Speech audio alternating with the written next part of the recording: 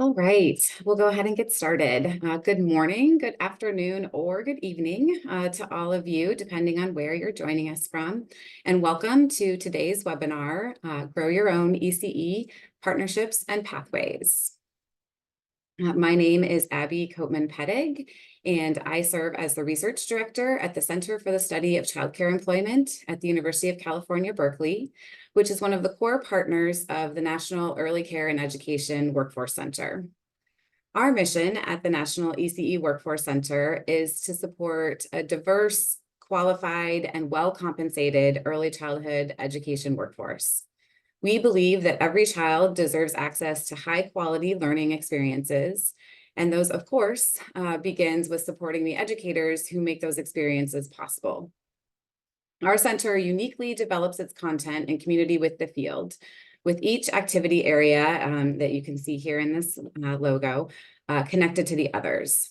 The research to practice role cross-cuts the other three center activities, depicted here as sitting in the middle, acting as a connector or a bridge to ensure that research, policy, and practice are all coordinated, that research activities conducted by the center are translated into actionable information that can be used by technical assistance staff and broader stakeholder audiences, and that technical assistance both reflects research and also informs research happening in the future, and also our analysis of that research. So a good way to think about research to practice is that this activity area works closely with early care and education professionals to ensure that our center's research findings and recommendations are relevant, practical, and applicable to real-world settings. So the National ECE Workforce Center is funded by the Administration for Children and Families, and we want to be clear that the work of the center is its own and not necessarily representative of ACF. We'd like to thank the various federal agencies that support the center's work, Preschool and Development Grant B5, the Office of Head Start, the Office of Child Care, and the Office of Planning, Research, and Evaluation. And on behalf of the National Center, we thank them for their partnership so that we can bring opportunities like this webinar to the field. Next slide, thank you. So we officially launched the Grow Your Own campaign last week on April 10th with a little sneak peek webinar earlier in March. And this effort includes 4 webinars, 3 videos, and a set of briefs that will all eventually be available on the National ECE Workforce Center Grow Your Own page. The ECE field has a rich history of Grow Your Own initiatives that have focused on recruiting, training, and supporting educators from within local communities. For many years, communities have worked to strengthen the ECE workforce and to improve outcomes for children and families, and have done so under many different names. This Grow Your Own campaign is a way to recognize the ingenuity and wisdom within communities to address the barriers to entering and remaining in the ECE workforce that face many of our local areas. Next slide. Today's webinar is the 3rd installment of the campaign webinar series, with the final webinar happening next week. Our campaign objectives are to first raise awareness and provide an understanding of the range of Grow Your Own approaches that exist in the context of early childhood education. Next, to elevate the experiences of individuals working to partner and develop these kinds of initiatives, and also the experiences of individuals who have participated in and benefited from these efforts. And finally, to inspire you to engage with the Grow Your Own campaign by sharing your own Grow Your Own success stories, questions, and ideas. So today we're going to really encourage you to use the chat so you can share your questions, your ideas, examples of work in your own communities, and other kinds of issues related to these mechanisms. Susan and Thelma will monitor the chat to ensure that your questions are addressed and that links to resources that you share are added to the post-session materials that will go out. Now I want to talk a little bit about those of you joining us. I can see in my little attendees thing that there's about 240 folks with us today, so thank you all for joining. Today we're joined by a wonderfully and geographically diverse group of participants, whether you're joining from within the United States, sovereign nations within the US and US territories or from overseas. All of your perspectives are really important to us, and we look forward to learning together. Thank you all for being here today. We also know that we're welcoming a group with lots of questions and ideas about Grow Your Own. Whatever your knowledge level is, we're excited to learn from you and with you.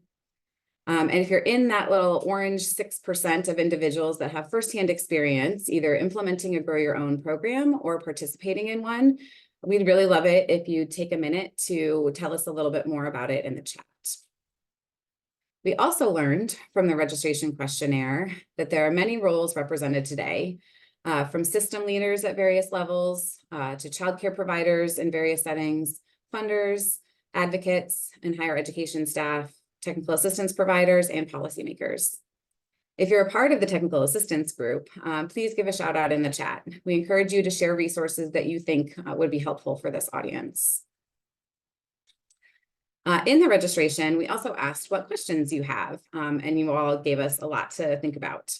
It's clear that you're thinking deeply about partner collaboration, policy impact, community assessment, and the evolving role of educational institutions in supporting the ECE workforce.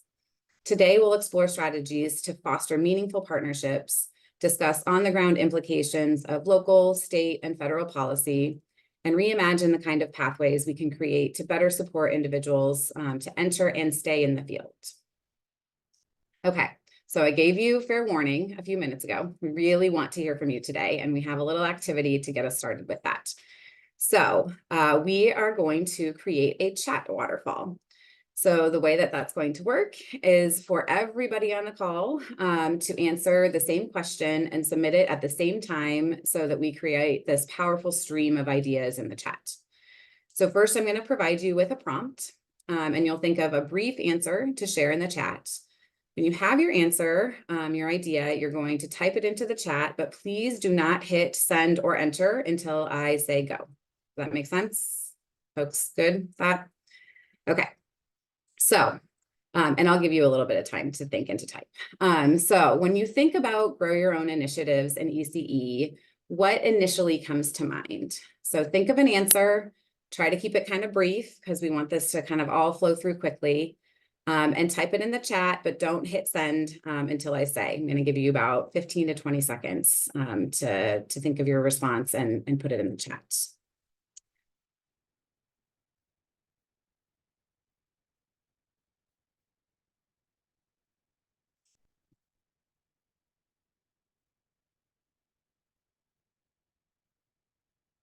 Okay, about 10 more seconds. Don't hit send yet. So when you think about Grow Your Own initiatives in ECE, what first springs to mind? Okay, if everybody has something, go ahead and hit send. Ooh, that's cool. In just a minute, I'm going to pass the baton over to Ola Friday, our moderator. Ola, after you introduce yourself, please search through this waterfall that we have happening here. It's very cool. And pick something that resonates with what comes to your mind about Grow Your Own. After each panelist introduces themselves and shares something from the waterfall, I'll do a tiny little bit of synthesizing to define Grow Your Own, and then we'll get started with our panel. So with that, Ola, I'm going to turn it over to you. All right. Thank you so much, Abby. I appreciate that. Good afternoon, everyone. My name is Dr. Ola J. Friday. I am the director of the Early Educator Investment Collaborative. I get the pleasure of moderating today's webinar. Just a little bit about my organization. We are a national funders collaborative that invests in the early childhood education workforce. We specifically focus on issues of workforce compensation, educator preparation, and competency development. And like many of you here today, we ascribe to a big vision where one day we will live in a country where there is no opportunity gap among children and where every child makes lasting gains through their early care and educational experiences. And very importantly, we believe that the adults working with children day in and day out are the essential agents required to achieve that big vision. The goal of the collaborative is to accelerate progress in the ECE profession and to ensure that early childhood educators have the supports they need to be well prepared and appropriately compensated. Our efforts are all rooted in the recommendations of the Transforming the Workforce and Transforming the Financing of ECE seminal research reports. And in addition to bringing funders together, we do our work through collaboration across a variety of stakeholders, including early childhood educators, researchers, advocates, state and tribal systems administrators, and higher education experts. In fact, I have the honor of working with two of our featured organizations today, North Seattle College and Salish Kootenai College. So moderating today's webinar is a real treat for me. So I'm very, very happy to be here. Just looking at the chat waterfall, let's see. One thing that stood out to me, there's a lot here, but I like this, this word contextualizing, that these efforts are very much community driven and they are rooted in the context in which early childhood educators are working and living. And so that stood out to me. I can now turn it over to Ninderjit to introduce herself. Thank you, Ola. Hello, everyone. My name is Ninderjit Gill, and I am a full-time faculty that teaches at North Seattle College in Washington State. And we do offer language-specific cohorts programming. We offer courses in Spanish, Arabic, Somali, Mandarin, and we have also offered classes in Oromo. And in the waterfall, I would say Norse Daniel mentioned something that I think resonates with me, that this opens doors. I think even though we're really talking about building the ECE workforce, I think it's important that we think about the people that are in the workforce and that we're building, and we're opening doors for communities that have been historically, systemically marginalized and have not had a seat at the table and in these spaces. So I feel that when we talk about grow your own, we're really growing our own, you know, and not your own. So it's like really kind of that we part of the work. So I feel that's really important in what we do. Thank you. And I'm passing it on to Randi. Thank you. So I am Randi Wolfe. I'm the founder and executive director of Early Care and Education Pathways to Success, which we call ECEPS. ECEPS is both an apprenticeship sponsor in California and an industry intermediary nationally. So in California, we have about 487 active apprentices. As you can imagine, they're mostly women, people of color, women, immigrants, and first-generation college students.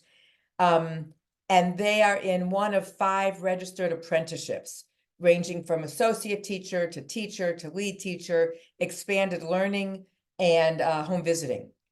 Nationally, we have a contract with the United States Department of Labor to provide training and technical assistance to places around the country that are interested in launching and sustaining ECE apprenticeships. And right now we're working in 15 states.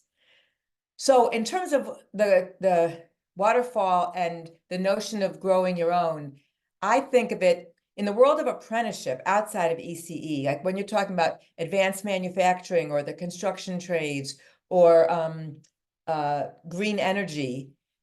Everybody worries about how they're going to engage employers, how are they going to do recruitment. In ECE, that is not the challenge. If we have enough funding and human resource, we have waiting lists for apprenticeship programs, and I'm sure that's true for other professional development programs as well. So to me, it's like it's embedded in our whole model and in our whole psyche that if we're going to have a representative and equitable and well-trained ECE workforce, we're going to do it by working with our unemployed parents, with people that are already in our programs and helping them ascend the career ladder and so forth. I think that's one of our strengths, is that we don't wait for the rest of the world to find us. They do and they will, but we take responsibility for making sure that we grow our own industry and our own workforce. Thank you. And I don't remember who I'm supposed to turn it over to. I apologize. To Leanne, maybe? Thanks, Randi. Sorry. No problem. Chesquex Pesia. My name is Leanne Corville, and I'm coming from Salish Kootenai College here in Western Montana, on the campus here in Pablo. And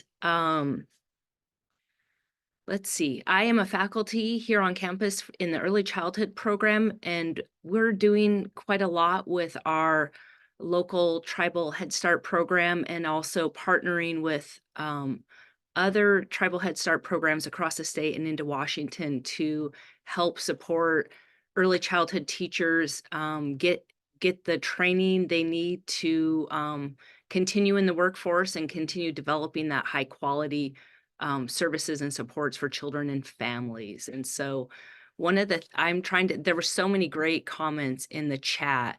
I think part of a lot of what we're doing here is providing that opportunity within our place and other tribal communities so that teachers have access to get trained and continue on their professional development to grow in their profession and also just to support our programs. There's such a need in our communities.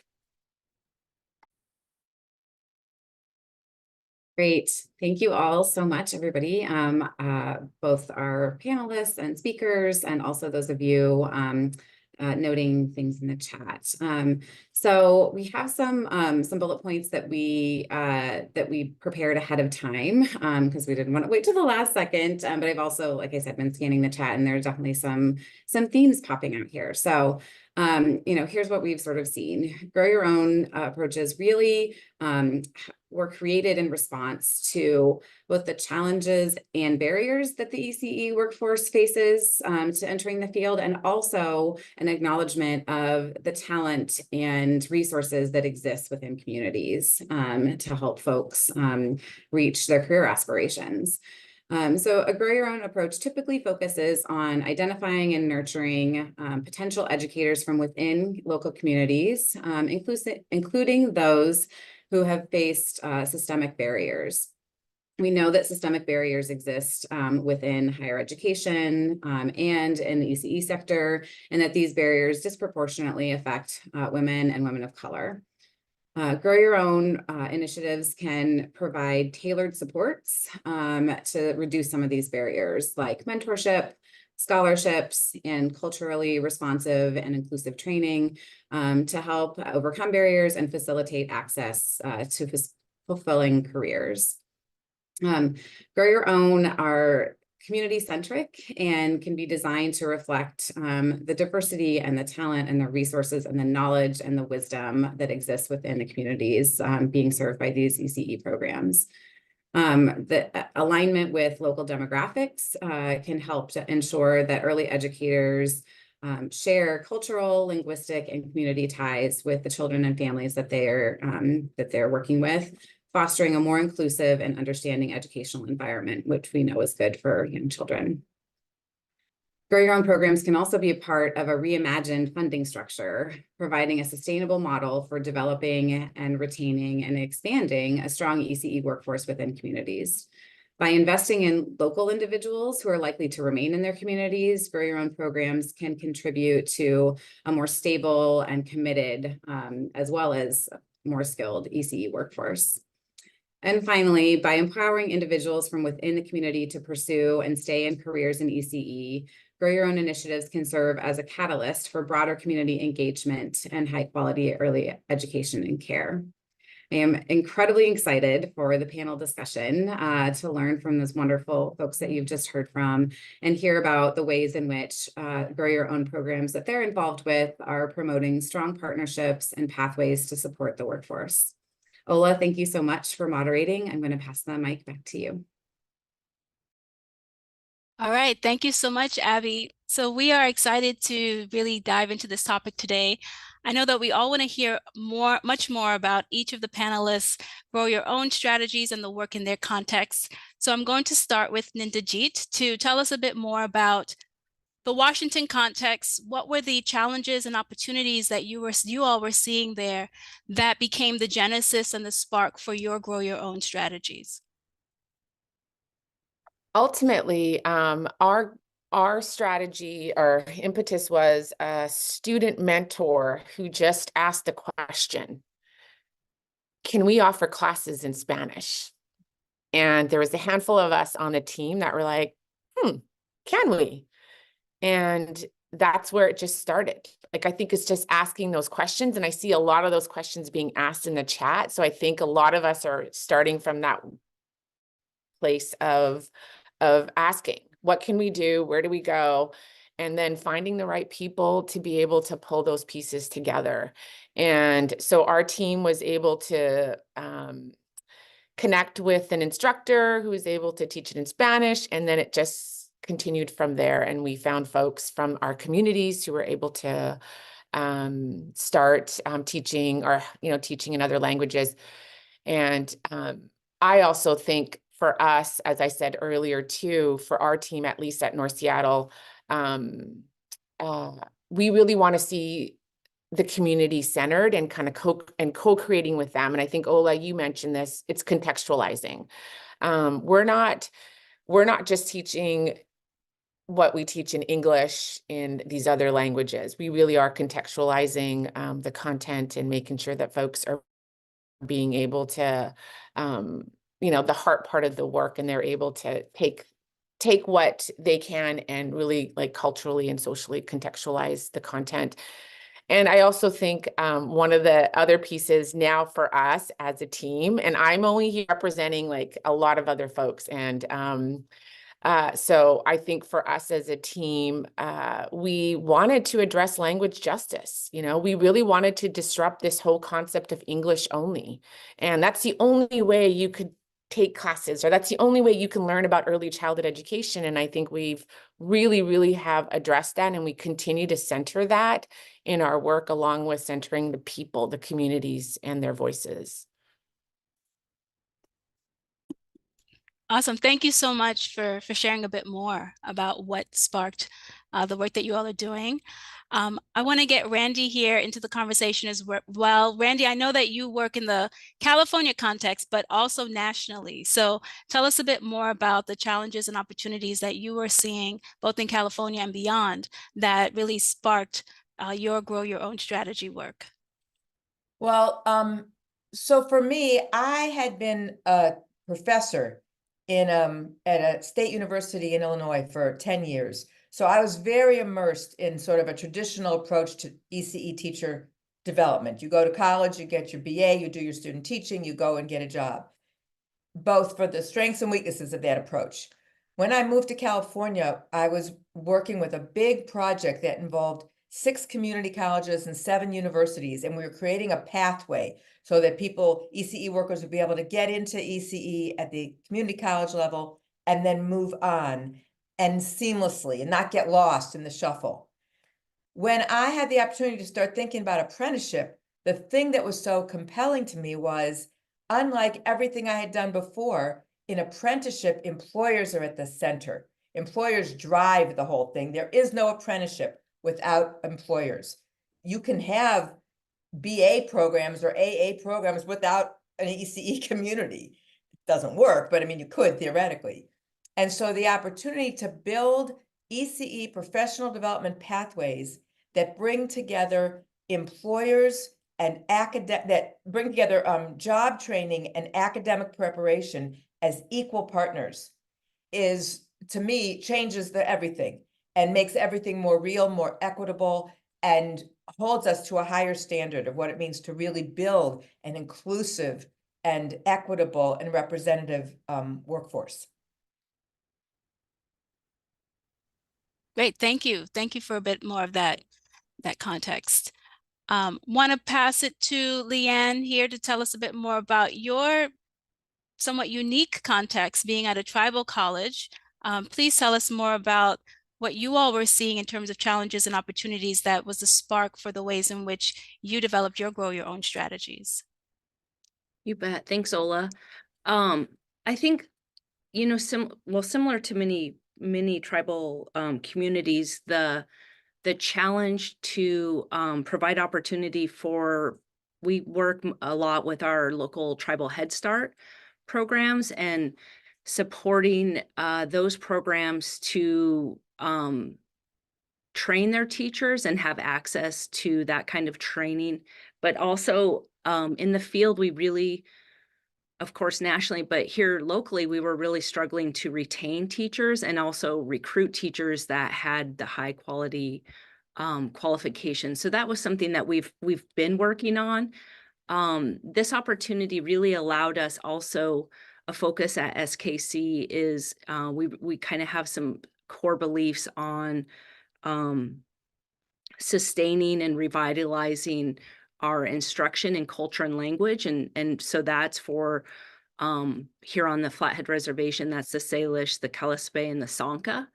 And embedding, really trying to be thoughtful and embedding that context of culture and language for the majority of our teachers who are tribal people or who live here. And this work also has really allowed us to reach out to other tribal communities in the state of Montana and even Western Washington who also may struggle with having access to some of the resources that other places have. And so we really are trying to literally grow our own teachers from the Head Start, early Head Start model.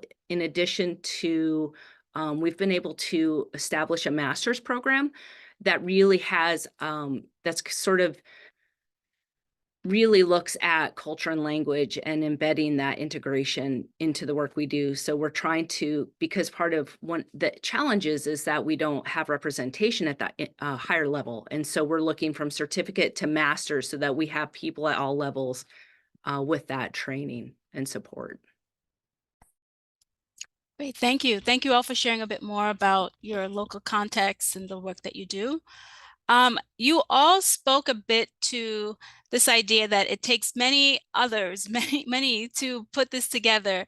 I want to talk a little bit more about partnerships, right? And who all is involved in these strategies and efforts that you are doing.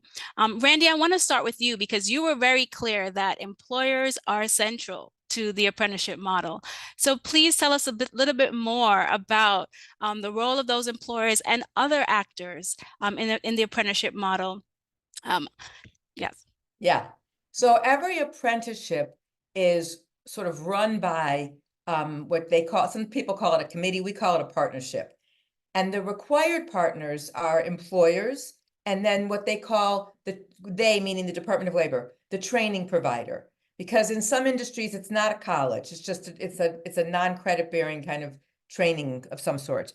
For us, it is, for our programs, for our model, it is college, well, the CDA as well, but in general, it's academically focused, ultimately degree-driven pathways. So that the required partners are the employers and the training providers, or the colleges. Other partners can include local workforce development boards, can include the state or federal office of apprenticeship that resides in every state. And sometimes there's key stakeholders, like in California, we have First Five California, which is a funding source and advocacy source, and every county has their own commission. In many of our counties, the First Five Commission is part of the partnership because they're providing funding and sometimes they're providing services or other kinds of supports. So those are sort of the key partners. I think, is that all you want me to go any further, or you want me to stop there for now? Only if there's more that you'd like to add beyond the key partners. Well, I was going to get into challenges, but we're not talking about that yet, correct? Not just yet. Not just yet. Thank you for giving us the highlights in terms of the key partnerships required for an apprenticeship model. I want to turn it now to Ninderjit to tell us a little bit more about the partners in her work at North Seattle College. Yeah, specifically in Washington State, we do have a really strong partnership with the local city government, and then also the state government with DCYF, and also with several of our local organizations, Child Care Aware of Washington, Imagine, which is, again, two organizations that work closely with teachers and providers. We have also partnered with national organizations you know, Ola, yours is one as well. And then also with other funding organizations. But yeah, I think we've been able to really tap into locally and statewide the organizations that we work with, and then also look beyond that as well to support the work that we're doing here in Washington. So I do think that you should look right in your backyard and then also, you know, make those connections outside as well too. Yes, that makes a lot of sense. Yes. And I'm picking up on the role of funders as well as a part of these strategies is something that we do have to pay attention to. Um, Leanne, I want to turn it to you as well. And you mentioned just a bit about some of the partners already in your work, but tell us a little bit more in their particular roles. You bet. We have been really been able to work on growing and collaborating in more ways than we expected to with this work and the support of different funding sources and kind of weaving that together. But we to start, we work closely with our tribal Head Start and our council here. Some of our local childcare, we have been working closely with too and offering opportunities for them to access training and supports. We work really closely with 0 to 5 Montana in one of our state partners and some other state partners, and have been able to develop a collaborative position for early childhood tribal coordinator to work across the state and into some of our tribal communities. And we've worked really on kind of reaching out. We've had communities reach out and want in different tribal communities and a lot of our Head Start partners across the state to create those opportunities for them to provide for their teachers so that they can work on their professional goals within their place, so that they have that context of their culture and language within their home, but also later to come together and work on those higher levels. All right, thank you all so much. You know, we're picking up this idea of employers being, of course, very central to this, policy coordinators, policy support, certainly funders also being very critical partners in this work as well. In advance of today's webinar, we got a lot of questions about the role of higher education. So I want to spend some time just diving a little bit deeper into the role of higher education partners. I mean, we have 2 represented here already on the panel. So you can certainly give us your immediate perspectives. And then, Randi, I know that you work with higher education partners across the country in your role as well. So let's dive deeper into this role of higher education partners in Grow Your Own Strategies. I'm going to start with Leanne to tell us a little bit more about the central work that you all are doing as a tribal college as a part of this effort.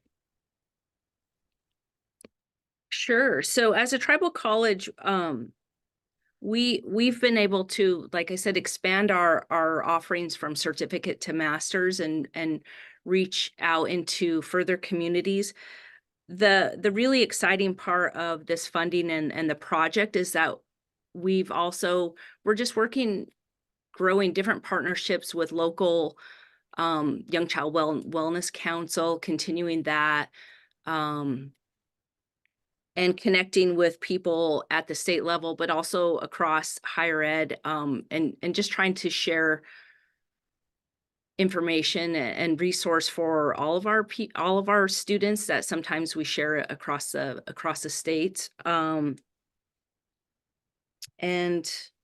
let's see, what else was your question about? So I think for us, it's been complex. So the state of Montana has a sort of a complex system, but we're working in different committees across states and also higher ed to talk about the work we're doing and how we can better serve our communities.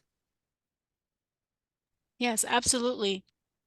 You did mention the role of the policy coordinator, which I think is an interesting one, and one that's really being led by the college in partnership with others. Can you tell us a little bit more about that policy coordinator role and why you all felt it was important to have someone in that position. Absolutely. So we part of the work that we're doing and realizing in the field, but also here locally, is that um the need for tribal voice and representation to come to the table, whether that's at the state table or higher ed table.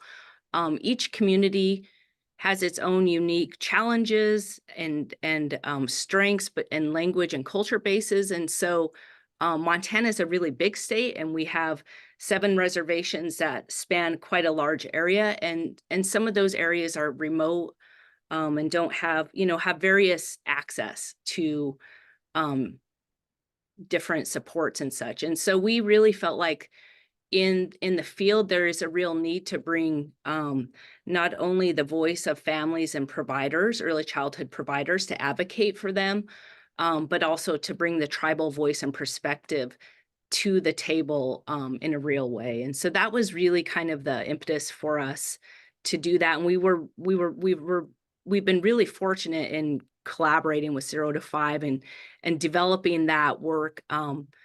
It's not done, and we're still defining it and creating it, but it's an exciting time to create a voice like that.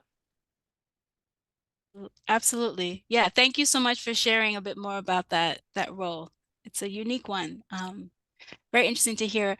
So Ninderjit, I'm going to turn it to you now as another representative of higher education. Tell us a little bit more about the role of your institution, the work that you all are doing, and why is it so pivotal? Yeah, I just think it's critical that higher ed have a place in this work when it comes to growing your own. And I think I've said this in one of the videos that you're not just like you're giving something to somebody, or somebody is earning something, however we want to phrase that, that cannot be taken away from them.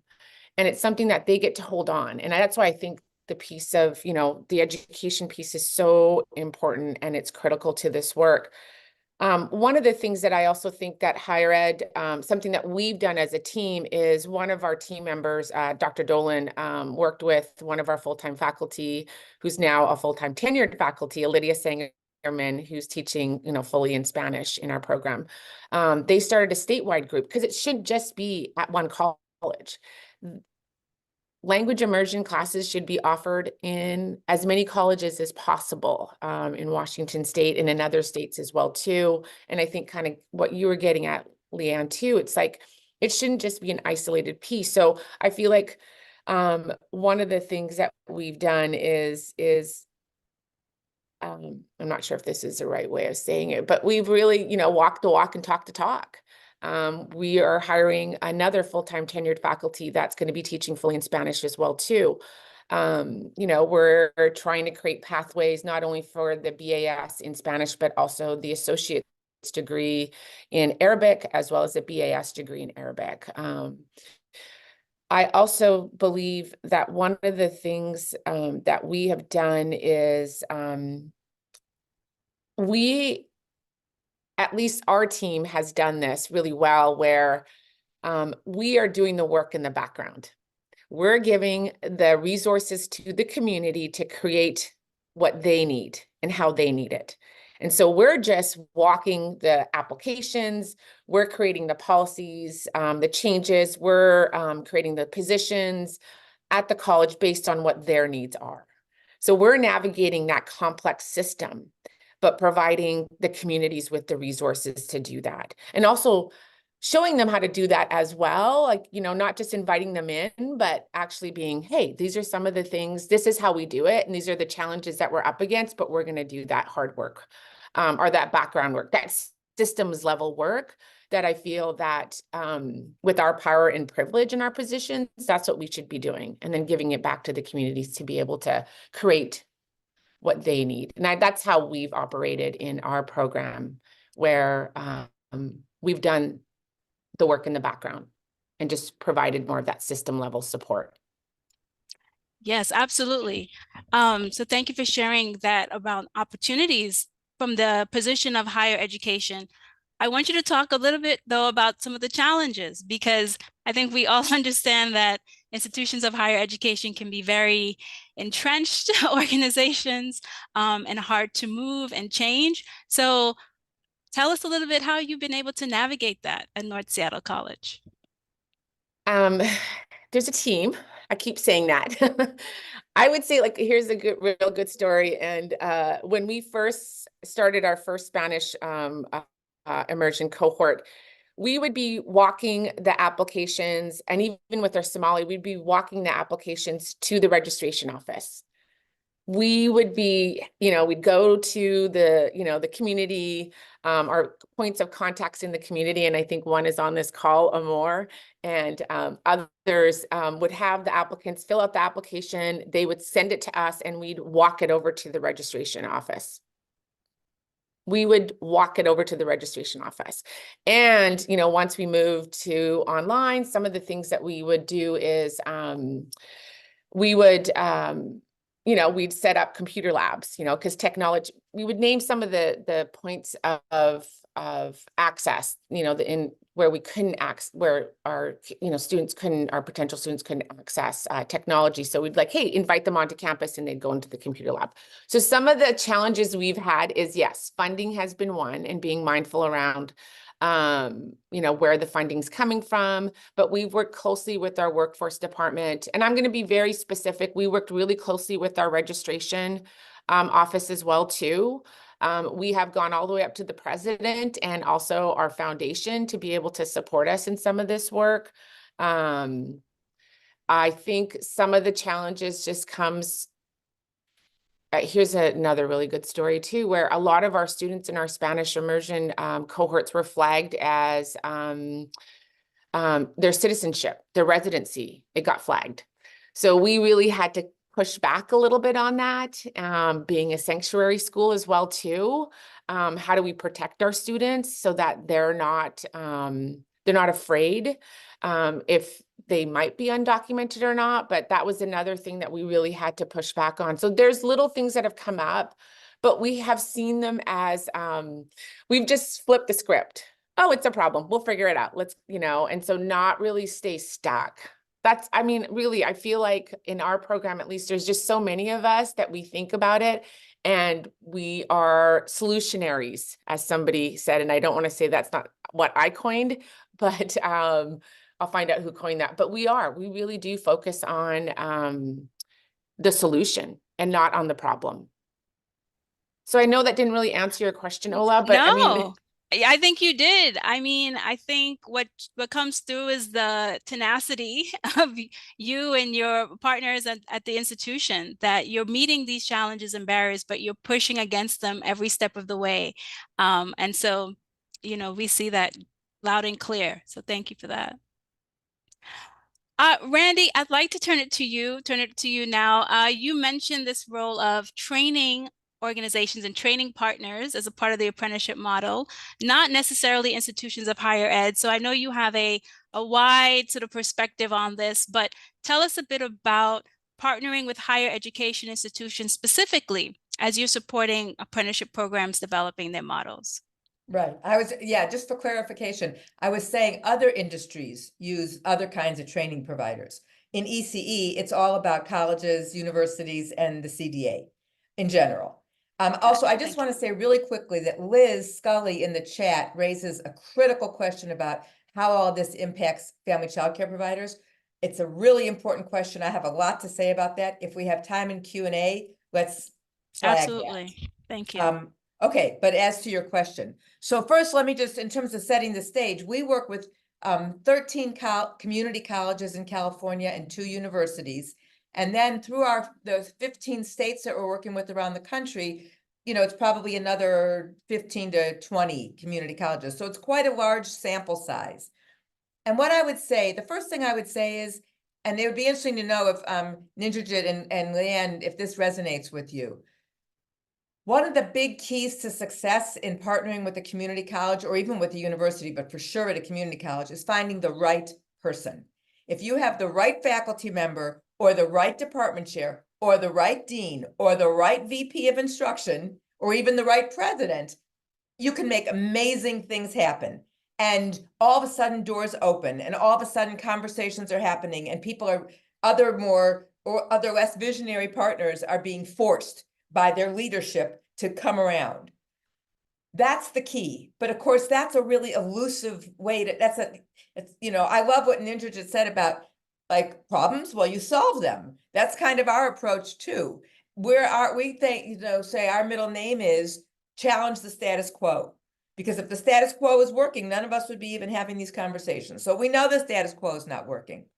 So what I'm saying is, on the positive side is find the right spearheader or whatever word you want to use, and then count on them to know their institution and figure out who needs to be at the table, where the stumbling blocks or the barriers are going to be. One of the problems with that is in the world of higher ed, people move in their careers a lot, and they stay in a position, and the way they're going to make a vertical move is by leaving that college and so they go from being a department chair at one college to a dean at the other. Then they go from being a dean at the other college to a, vice president of instruction. You lose that key person, and it's like, oh my God, now what are we going to do? So that's a big problem. The other problem is, it's not, and this is important to say, it is not the individuals who work at the colleges that are the problem. It is the system. And you have to keep that in mind at all times. I was like in the middle of we had a meeting of our colleges we work with, who we like and trust and work hard with. And even so, I was in the middle of railing about the fact that they often want our students to be in classes of 40 students. And I won't put our students in a class with 40 students. And as I was railing about the injustice and inequity of that, one of the professors raised her hand and she said, let me just explain to you, it's not our choice. We have no choice. Our department chair says, if you don't register 40 people, we won't, we won't run the class. They're so under pressure to make enrollment numbers, to make completion rates. Now, it's not that they're saying that's the right thing to do, and I'm not saying that therefore you go, oh, I didn't realize it was the system. Well, then never mind. It's just that let's fight the problem where it lies. And it's not because you have one ornery child development instructor. It's because there's a system in place that's not meeting our needs. And so then you have to figure out how do you buck that system. And that's a complicated question, which I'm not even going to start to answer. And the last thing I would say is, my experience is that this is true across the country, not just in California. California has 116 community colleges. So last I heard, Rhode Island had 1. So there you have the spectrum, right? But those states that have more than 1, or even when they only have 1, the thing is, we always say, once you've worked with a community college, you've worked with a community college, because the policies are different in each one. The policies they understand are different. The policies they enact or ignore are different. The personalities, all of that. And so it's hard to say, here's the key to working successfully with community colleges, because there's sort of no such thing. I think if you were going to say, here's the key to working successfully with a Head Start program, that would be a more doable thing to answer, because there's some consistency across the board around Head Start. There's no consistency across the board even in what people major in. Are they majoring in child development? Are they majoring in early childhood studies? Are their degrees transferable to universities or not? So it is just so complicated, and there are so many challenges. It's a battle and a challenge we have to keep at. But I only lay all this out so nobody's like shocked when they try and take first steps and they're going, oh my God, why didn't anybody warn me? So I'm warning you. I'm not warning you to say give up. I'm just warning you so you have your eyes open as you persist, which we must do. I'm done. All right. Thank you so much, Randi. Yes. Thank you also for elevating these system challenges that you started to talk a bit about. We got a question in the chat that relates to a systems challenge. So we started to talk a bit about funding and the role of funding and funders to support grow your own strategies. But that may relate to a more systems challenge in ECE around compensation. So I want to touch just briefly, because I know this is a big topic, But how will you all attending to this systems challenge of compensation in the ECE workforce as you're supporting these grow your own strategies and doing all of this great work? I'll start with Leanne, and then we'll go around if you'd like to respond. Sure. First, Randy, you're absolutely right. And you have to find the right people to come to the table with you or work with you and really that are ready to dig in and get the work done. I mean, that's just something that is so critical, and the work is complex and challenging, but also we're working towards a really good goal. But finding the right people is really key. Funding in the field is part of that funding source for us here has allowed us to partially what we wanted to do was stabilize our workforce. And so even on campus, we have an early learning center, which is part of our lab school. And we've struggled to staff it with high quality trained teachers. And a lot of that is our wages, our salaries, and trying to get that to be competitive, livable wages. And so we've been able to use different funding sources to help at least get those salaries to a better level, not the best level. And like many, these are working women of color, have been in the field, and we've lost some of our teachers to, they just can't afford to work for us, or things happen. And so we're also kind of at a point of regrowing and putting them through, getting their certificates and their associates and their bachelors and so on. With that funding, we also were able to address another critical need, and that was infant toddler care in our area. And I know that's a big problem in many places. So we were able to expand an infant room and provide that service. And that room has been full from the whole year. And I think the other part too is like stabilizing the field and looking at the salaries in a way that is at a scale so that a teacher knows that the work that they've done to grow professionally in the years that they put in will be recognized, and that also they have an opportunity to continue to go up the ladder. And that's a real challenge in recruiting and retaining. And so, but the other part of it is finding solutions. So then we're trying to knock on the doors of our local government, tribal government, and other policy initiators to say, hey, this is really important, and we need to support our teachers and our families with funding at all levels. Yeah, thank you so much, Leanne. Ninderjit, what about you? How do you consider compensation as a part of your work? Okay, this might come as I think there's a need. There should be a lot more advocacy around this, and it should be the voices of the teachers and the providers. I do think pay parity, like Leanne was mentioning, that really needs to be addressed. That should be first and foremost, because there is a gap, a huge gap between the pay between white teachers and Black and Brown BIPOC teachers, and that's been researched. It's out there. I think for some it's a cent or, a dollar, not a cent, but $1 lower, less than, and even more. So I feel like that first needs to be addressed if we're talking about compensation.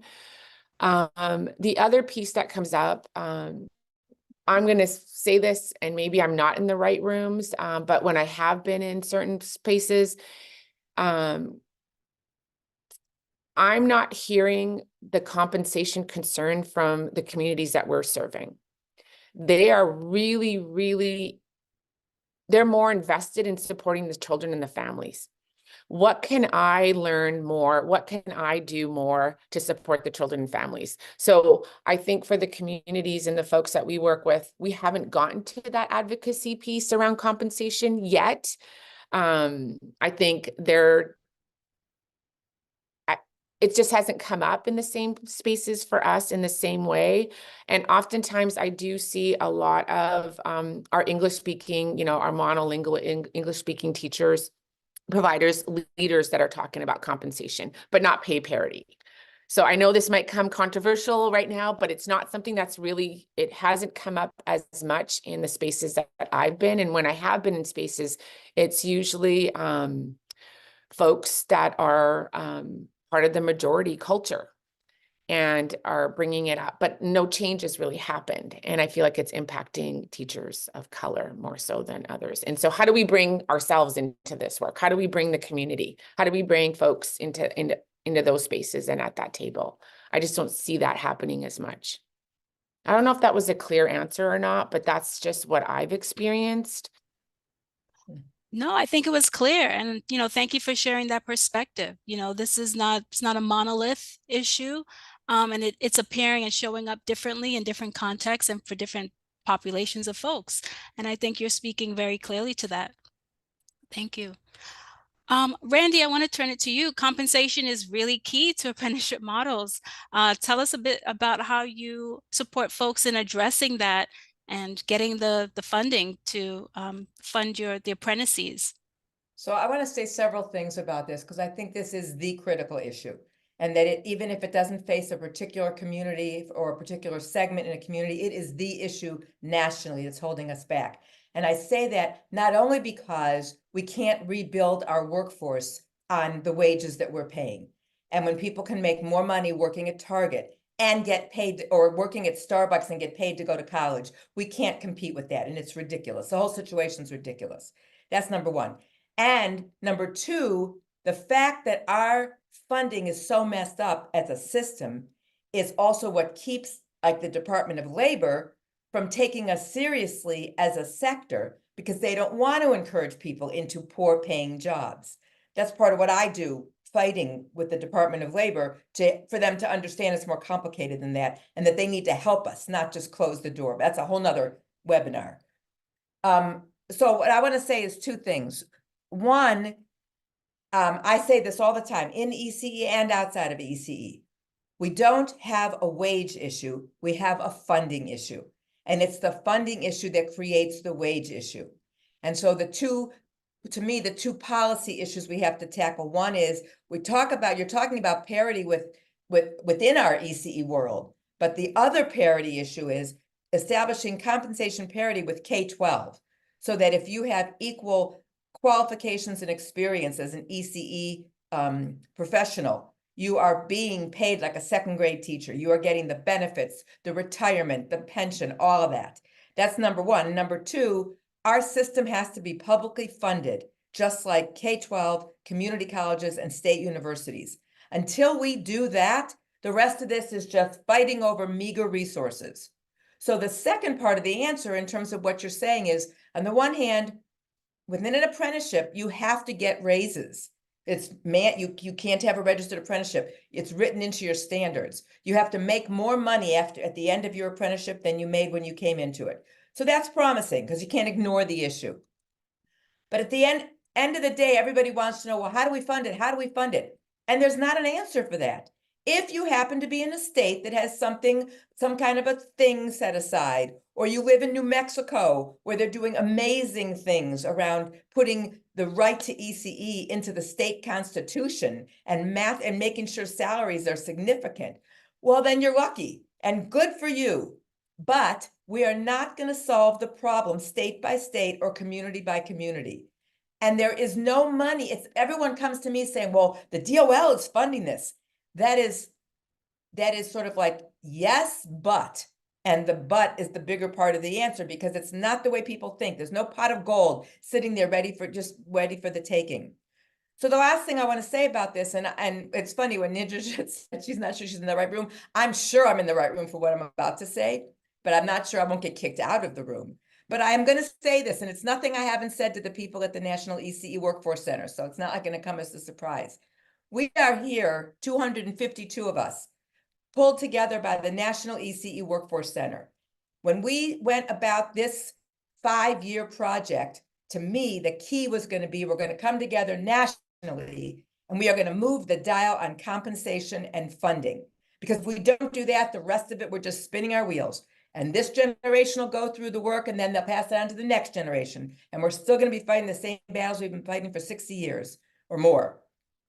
So my challenge to the National Center is, when are we going to get serious about putting public education seminars like this? This is all fine, but this isn't what's going to make the difference. When are we going to come together and get serious as a force, as an industry, and say, we're not doing it this way anymore. We just refuse.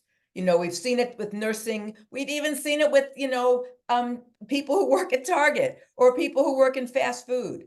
Until we get this together and take ourselves seriously, asking questions about compensation, it's just Band-Aid surgery. All right. Thank you, Randy, for that very strong message. I think we're all hearing you loud and clear. And I think my next question for you all, given all that Randy has just mentioned and the looming large systemic issues that we still have to attend to in this field, how do folks leave this webinar, leave today with an understanding of what can they do immediately? So let's bring it home for folks, right? With notwithstanding the many challenges that still persist around compensation and funding, of course, how do folks get started with these grow your own strategies? What can they do now? And I'll ask Ninderjit to start us off with that. I was ready to go.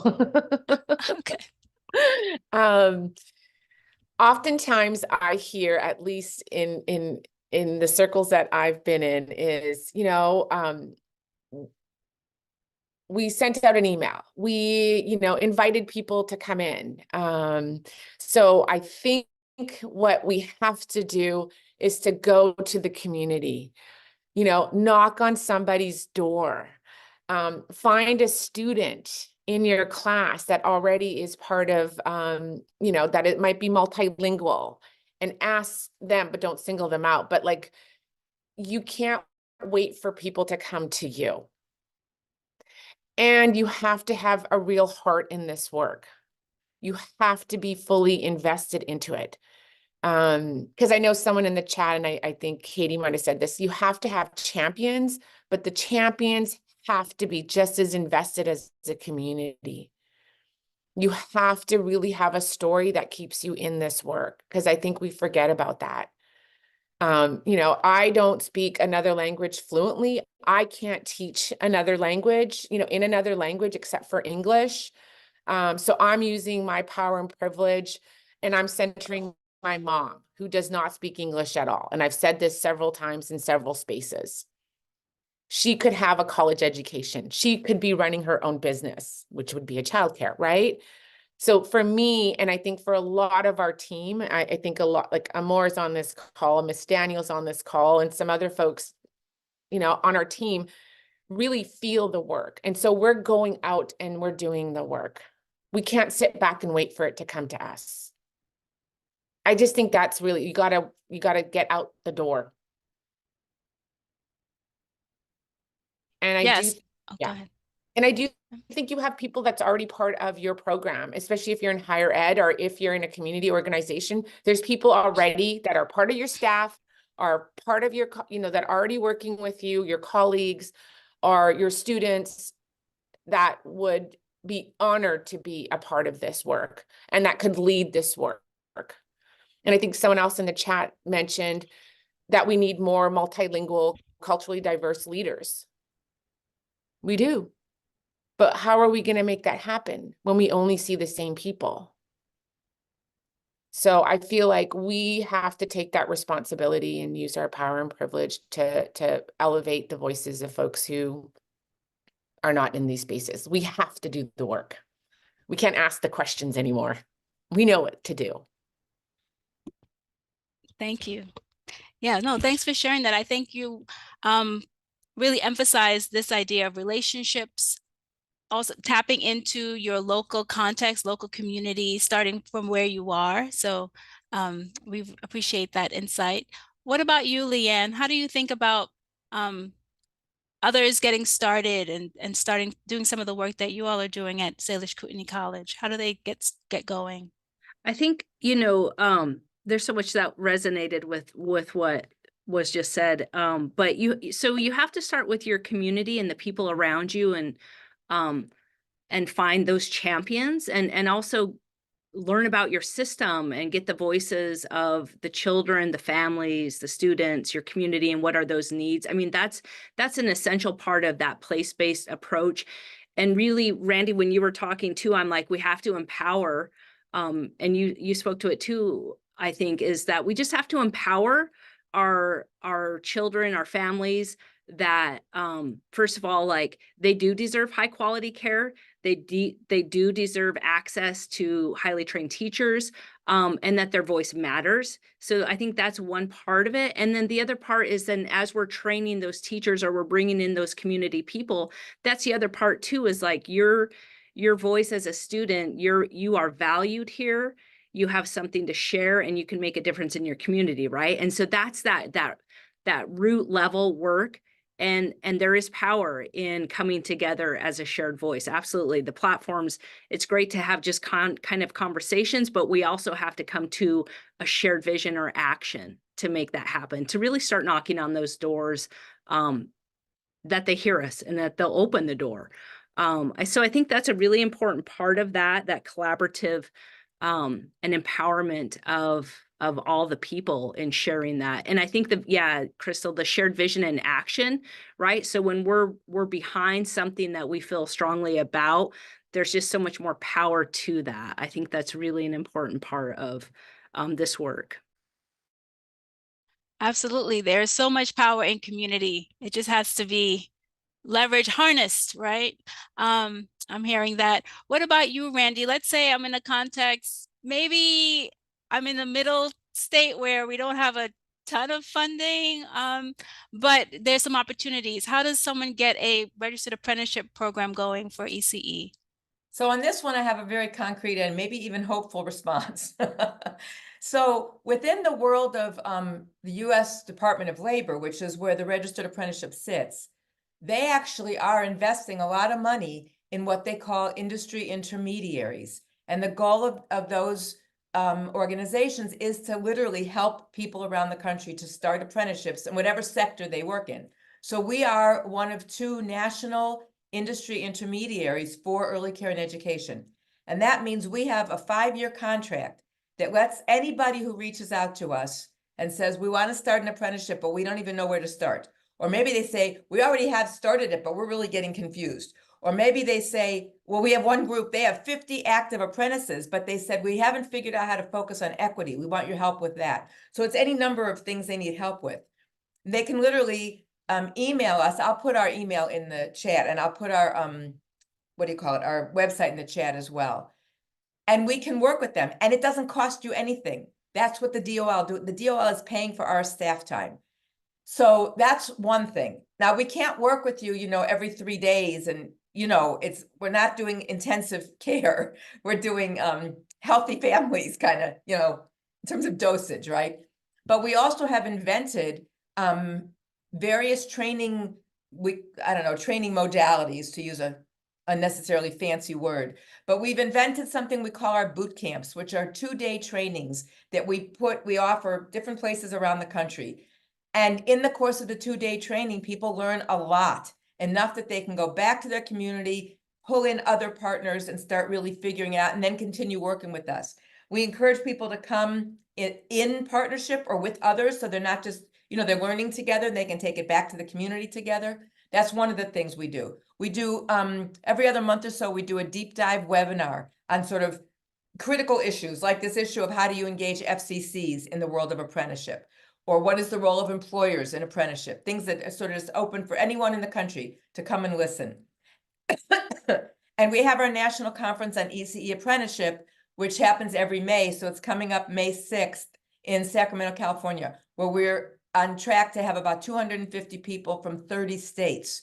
So we know how much interest and how much this is growing. So we are trying to figure out how to both run the programs and help the folks we're working directly with, but also contribute to field building and really harness this energy and focus it. So like I said, I'll put our contact information in the chat. We welcome your, your whatever introductions and your outreach to us. Thank you. Great. Oh, thank you, Randy. Thanks for being so concrete. So now folks know where to go to get that support and get started. Randy, you also mentioned this key term, equity, and it's been coming up throughout the conversation and in different ways, pay parity, etc. I want to dive much more into this issue of equity here and how that is showing up in your work, and how are you all attending to issues of equity? We had a question around family childcare providers and to what extent they are involved, a part of your grow your own strategies as one way to think about equity and access. There are many other ways. So Ninderjit, let's start with you and tell us a little bit more about how you all are paying attention to issues of equity in your work. I think there was an earlier question around fingerprinting, and that kind, being a bit of a barrier. So I think there's some work being done around that. And I think Diana Stokes from DCYF is on this call. I thought I saw her name, so Diana might be able to respond to that. But there was a policy that was I'm not sure where it landed, but to waive fingerprinting for folks before they start. So I think there's little things happening, but ultimately, I think I said this earlier as well too. I think what equity looks like for us is getting the funding, doing the work behind the scenes, and then providing that to the communities that have been, again, historically, systemically underserved and marginalized in higher ed, at least in higher ed. I feel like for us, equity means fully contextualizing the work in the way that our Arabic speaking community or Somali speaking community or Spanish speaking community, as well as our Mandarin speaking community, would like to have it. Equity means that we stay in the background and we use our power and privilege to do that systems level work that Randi mentioned, right? It is the system that is inequitable. So it's really, for us, it's like pushing back on that. And I also want to say, for champions, we talk about that, but some of us are tenured faculty. They can't fire me. So, well, I said that out loud, but anyway, there's just some power I have in that role. And I feel like, I'm just not sure how folks are using the power and privilege that they have in the spaces that they're in, and how they're pushing back on some of the inequitable practices that we see. And I think we call it out, like we name where there's where access, it's not accessible, especially when it comes to technology. When it comes to, again, language justice is really important for us as well. Yeah, I feel like advocacy is another place that we need to go towards, and as we talked about, compensation needs to be in this work as well. It should be a parallel process, but recognizing things are complex, right? And that's okay. I think we've gotten to a place where we want things to be nice and neat and tidy. Now, give me a list, check it off. And that's just not how it's worked for us. So I think we realize equity also means for us, it's like, you got to sit with the mess a little bit and be okay with that. And it's not really a mess. It's just, organized chaos, and that's okay. So anyway, those are just some of the things that comes up for me in what I do, but my team may have more things to say about that. But for us, it's really giving the resources to our communities to be able to do the work that they need to do. Absolutely. I appreciate your attitude around these issues, their can-do-it spirit. It speaks to the perseverance, I think, of the work that you all are doing. What about you, Leanne? How are you all thinking about equity and supporting your students and the ECE workers holistically at your school? You bet. Well, I think, part of the equity issue for us is we're really working hard to remove those barriers for our students. When you have working, in our example, we have many Head Start teachers, and when you're a full-time working professional, to access courses, that's challenging when you're in the classroom, and often you're a parent or you're a grandparent in your own home life.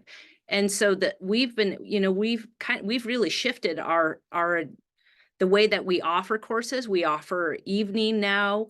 We're doing summer sessions so that they can dig in at those points.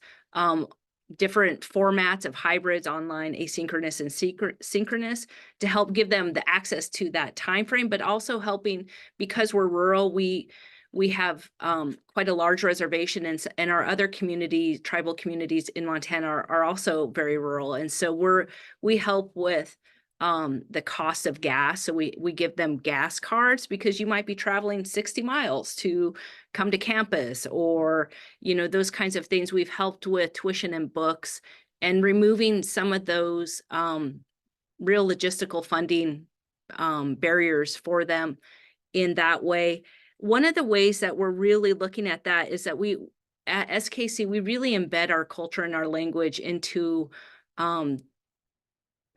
getting our workforce ready, right? So that's in our division, that's really something we work on. And so we've been able to establish like a culture and language specialist within our education division to help us align our curriculum and make sure that we're providing that context of place and culture and language for our students. But that you have to look at in your community, right? So Ninderjit has so many different communities and languages, and that's the important part of learning how you reflect them and empower them.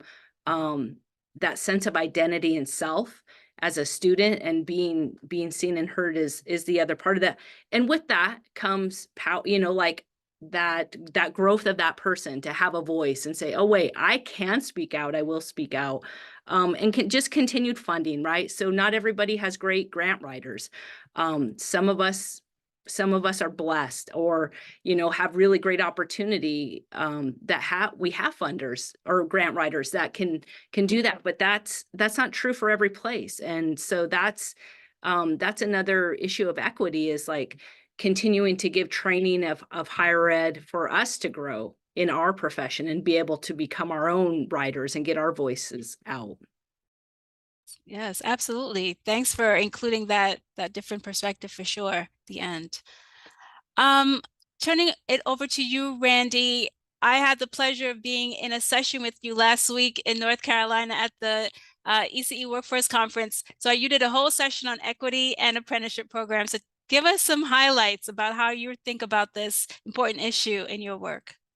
So for one thing, I would echo what some of the specifics that Leanne just laid out, because the services and supports and changes that need to be made to the way we deliver higher ed is exactly the kind of stuff she's talking about.